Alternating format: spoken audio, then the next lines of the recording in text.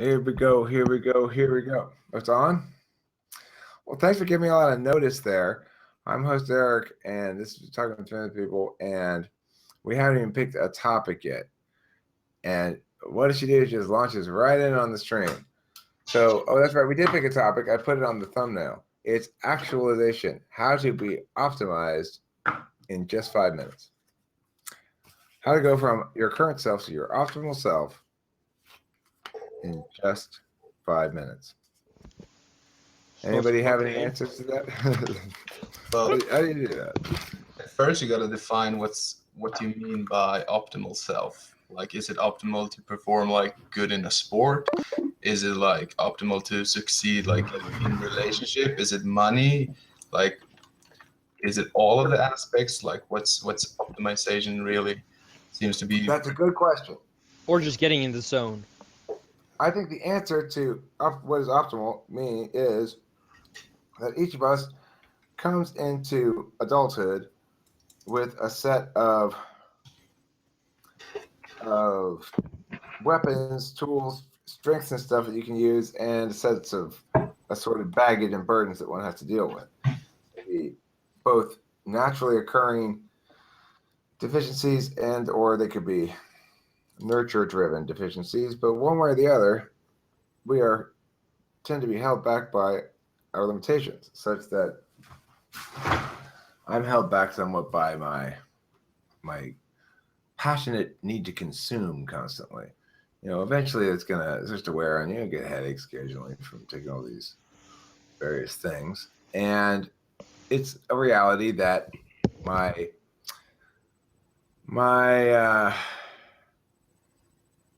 nature is not perfect. It's like obviously everybody sustains a lot of damage, but also it's not just a matter of damage.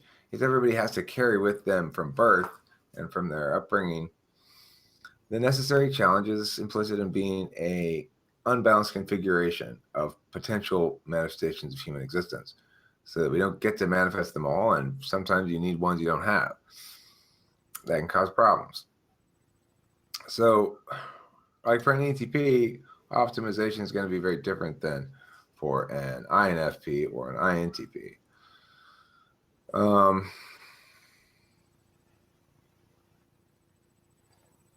For ENTP, it's pretty straightforward. We've got to learn to bird kill, as I say, where we got to learn to make single things count for multiple purposes. And we got to have a lot of autonomy. I mean, it's not, you're never going to be like one of those people who really seems to have their shit together, but you might get to the point where you're comfortable. You're not uncomfortable. But I don't really want to talk so much about ENTP optimization, because that's a subject that I talk about a lot, or myself a lot and stuff. But I think in general, optimization begins with self-assessment, that one has to be willing to, well, I mean, I don't know the varying ways in which different types might assess, but from an ENTP perspective of how to assess, it's a matter of saying to oneself, okay, something happened, either good or bad. What meaning am I going to make out of it? And to go through the possible meanings, good and bad, even the ones you don't want to look at, especially the ones you don't want to look at, and go, okay, well, what if it actually means this? And it's a matter of learning to turn on your introverted intuition and say, this is something that I have a clear answer to. I'm just fighting it. That sort of self-assessment, though, can be more challenging for other types. I think that ENTP self-assessment is uniquely shaped by the fact that we don't really know what we want or how we feel about things. For people who do know how they feel about things, I would suggest that probably you're going to have either some relationship between, somewhere along the vector of knowing and trusting your own feelings more, or learning to be detached from your own feelings more so you can make rational decisions. It depends which side you err on in the status quo. I think there's another vector of self-growth that is restraint versus risk.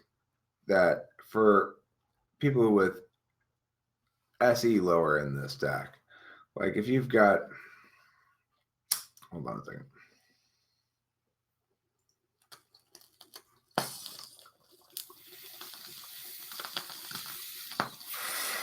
So this vector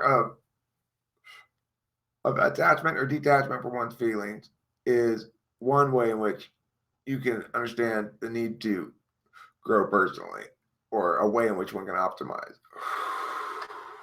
Another such would be propensity for deliberation versus risk taking.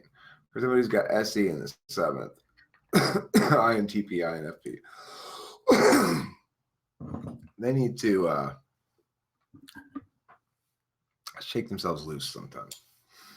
For people who've got TE in the 7th slot, like INFJ or ISFJ, they need to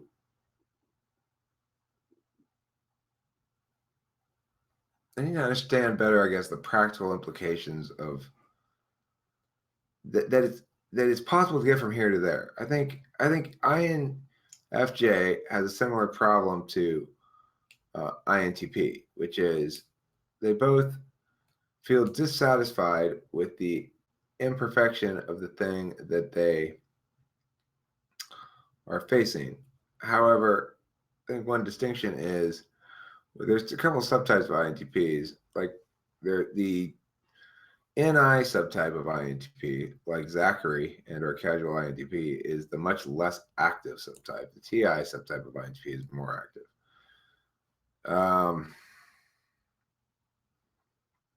The INFJ, in contrast, you can have a TE type like Ken, who is very active by bypassing TE, more or less. He's active, but not purposefully active.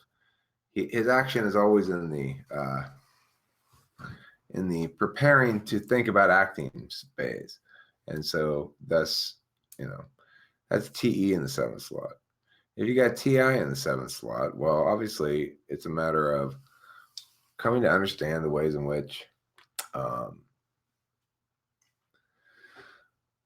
TI is not subjective. Basically, you need to understand that the TI things you're fighting against, it's not the same thing as what you think, right? It's like you guys have got TI in the 7th slot. You think that at the end of the day, it's equivalent because TI and FI are equivalent as evaluatory metrics, that a judgment rendered by TI is equivalent to a judgment rendered by FI. And the reason you think this is twofold. On the one hand, the first thing I said, the frameworks are equivalent, so, well, it must be the individual instances that are equivalent. But number two, you think it because to you, they are. There's no difference between your feelings and what the judgment is. The execution of it, the actual parsing out of shit, that doesn't come into play. So, yeah. So you need to work on that, TI people. I think that the question of optimizing or actualizing or whatever, it should be thought of primarily as one in which everybody goes through life in various stages of optimal functioning throughout a given day, let alone throughout a given lifetime. It's not something like a status one attains and then now I'm officially optimal. It doesn't work like that at all, I don't think. I mean, your feelings and what the judgment is. The execution of it. Can you mute that? Actual parsing out of shit, that doesn't come into play. Who is that? So, sorry, how do I mute it? Yeah, so you need to work on that. With your muting finger. You should use your muting finger to mute it.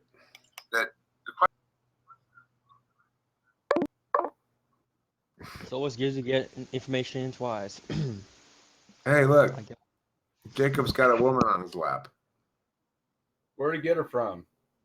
I don't know. I think Sweden. Does she know? What's wrong with her? I don't know. INFJ daycare.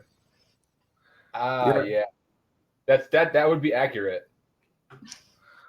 Well, I was just talking about how the INFJ can actualize, how they can optimize. And well, actually, I got segued there. I was talking about the fact that it's important to understand that when we're talking about this shit, that it's not like a karate belt you get or something, that everybody functions in varying degrees of optimal functioning throughout a given day, let alone in a lifetime. And that the one thing that kind of has a little bit more stickiness is if you can get shit set up around you to contribute to optimal functioning rather than take away from it, obviously that's going to make a big difference on a regular basis. It's going to be kind of cumulative. So not leaving that stool right in the middle of your pathway is probably a good idea, but doesn't stop me from doing it anyway.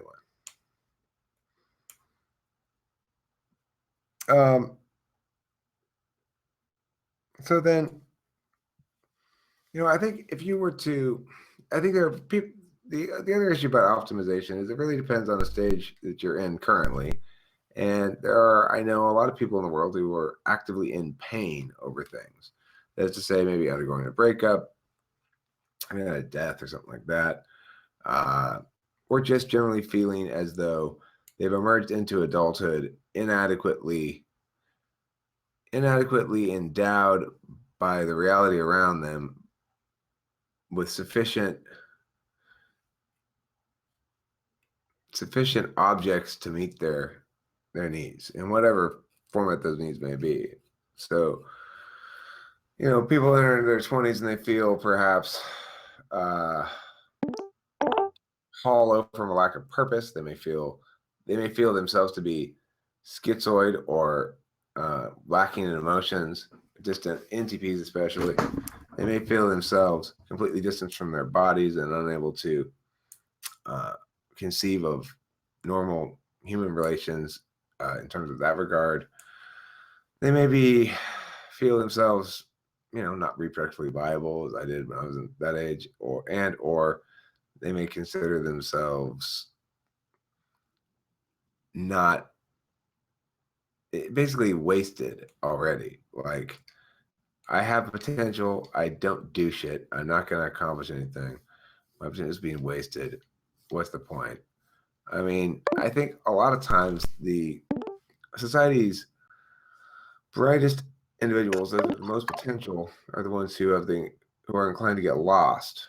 I mean, a straightforward censor who has some sort of laboring job and or other kind of regular job that doing it for 40 hours a week, 9 to 5, that kind of shit. Those individuals are satisfied by the conventional path that life offers to people. And I think a lot of intuitives are not. And I don't know how it is for non-ENTPs. I know ENTPs are the most restless. And so obviously we have problems with that shit. But I think for all intuitives, there's a sense that what they're doing isn't really purposeful necessarily, and or that it's not meeting their vision of reality one way or the other. If they're an extroverted intuitor, they're seeing all these potentialities just not being manifest, letting gone to waste for stupid reasons. If they're an introverted intuitor, they're saying this system is not adequate to my vision. I understand how good it could be if it were done perfectly and it's done badly. If you have it higher up in the stack, like an EN or EN whatever, ENTJ, ENTP,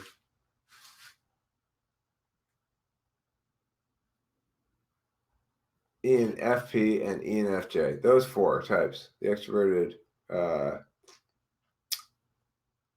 types they're also perceivers. Those types are going to to naturally be dissatisfied with the status quo because they're going to be extrovertedly perceiving a lot, especially with extroverted intuition, not with introverted intuition. I'm going to stop now and pause and get some other voices in here and other people saying things. So somebody else say something, and or if there's something in from that. Well, Eric, go.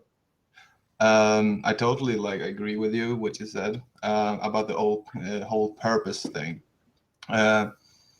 And I'm not sure either if that's just an ENTP thing or if it's just like intuitive thing or if it's just in general. But I could never be satisfied having a like 8 to 5 job with something, not necessarily something I don't like, but something that, you know, it becomes like a grind sort of. I want to leave some sort of legacy once I leave this earth, except for maybe kids and stuff, maybe a book or something, like spread awareness or whatever, just a sense of purpose more than just like grinding and existing. Right. I mean, the thing is, if I were to die, there's a certain nobility to saying, well, that person worked hard. Like, if I were to die on my deathbed and I said, well, you know, I'm proud of myself. I went to my job every day. I served that company well. And it wasn't really what I wanted to do, but I'm proud of myself. I wouldn't buy it for a fucking second. I wouldn't be able to buy that narrative. Taylor, what'd you say? Sorry. That sounds really depressing. It does. Ooh. Yeah, like super depressing. I worked in my grocery store. Yes, I believe we can agree on this a lot. Well, look at my dad. You know, he worked jobs he really didn't like all the way until he could retire finally at like 55. They gave him a golden handshake. Fucking state of California is like, oh, I'll tell you what, we'll give you an extra 20% of your pension every year for the rest of your life if you retire early. You know, and we'll start right away. And we'll give you the severance thing because that's from a different fund. We have more money in that fund. So anyway, but yeah, he did that all his whole life, and like, but see, the thing is, it was okay for him because what were his interests? His interests were, I mean, he was an ESTJ. He liked to get shit done, and then when he wanted to go on vacation, he had when he wanted to do shit, he had vacation, and to him, that what meant doing more vacation tasks. And then at 9:45, we're gonna go over here. So I don't know. I guess it gave him pleasure. I think many STAs can be just in that sense. Like for many people, it's just enough to supply or support family, and then they don't mind how or in what way they accomplish it because they're just like satisfied. Okay, I support my children, I support my family, and that's a great thing. But like for me, it's not enough. Like I need something more than that. And it's a constant search of, you said something about not knowing which direction to go. It's like if something new pop up, I might just go for it and then I change direction and I'm not even sure what I want. Like I followed my dream in university and I just recently got offered a job in the same like line of work, and I'm not even sure if I want to work with that. Like I'm not even sure if that's for me. I might work there for a while, then get tired of it or something. Just search for something new. That's a European thing to say in university without any article. And it's if you were American today, you wouldn't say, I studied what I wanted at university. You'd say, yeah, I studied what I felt like at college. Something like that. College, okay, fair enough. Americans isn't called college. I just think it's interesting. I'm not busting your chops or anything. But the thing is, okay, there's a need to convert your work into money, obviously, at some point. But the real question is, I think, how do you go about doing that And I don't think the answer is through conventional, the thing that I was raised to do, right? Because when I was brought up and coming out of school, going into college stuff, the plan and goal was for Eric to get a career, work that career until he retires and get a good pension and stuff, same as mom and dad. And of course, that it's just the world changed. The world just changed completely. But the old paradigms still exist to a certain extent. And some people expect to be served by those. I mean, Europe's socialist nightmare is a perfect example of those old paradigms where you've got this sort of sense that because once there was sufficient prosperity and the natural state of affairs was such that businesses retained people for a long time like that, and thus there were some pensions and shit, that therefore everybody's entitled to that. It's ridiculous. I don't know. Anyway, that's off topic. That's not the point. I don't need to talk about that.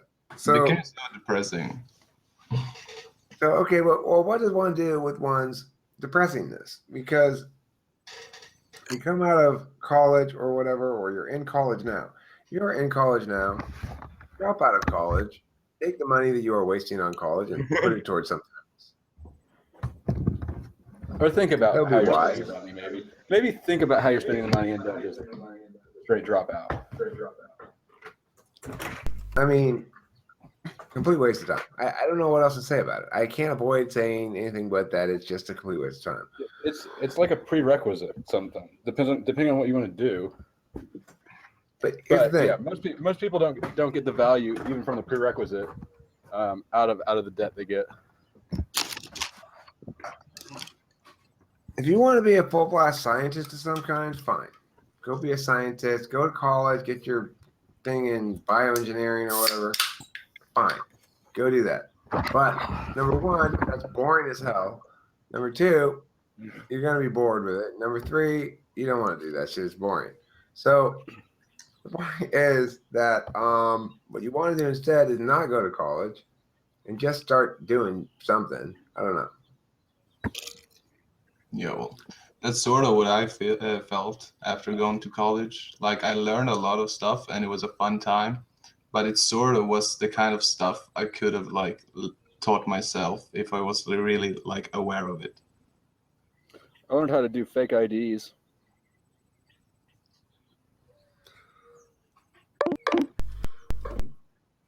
I can still do them if anyone needs a fake. Yeah, I'm going for the senior citizen discount. It's really easy if you've got an 8 or a 6 that I can just scratch into a 3. Mm-hmm. Years that have 8 and 6 on the end get a discount. Mine doesn't.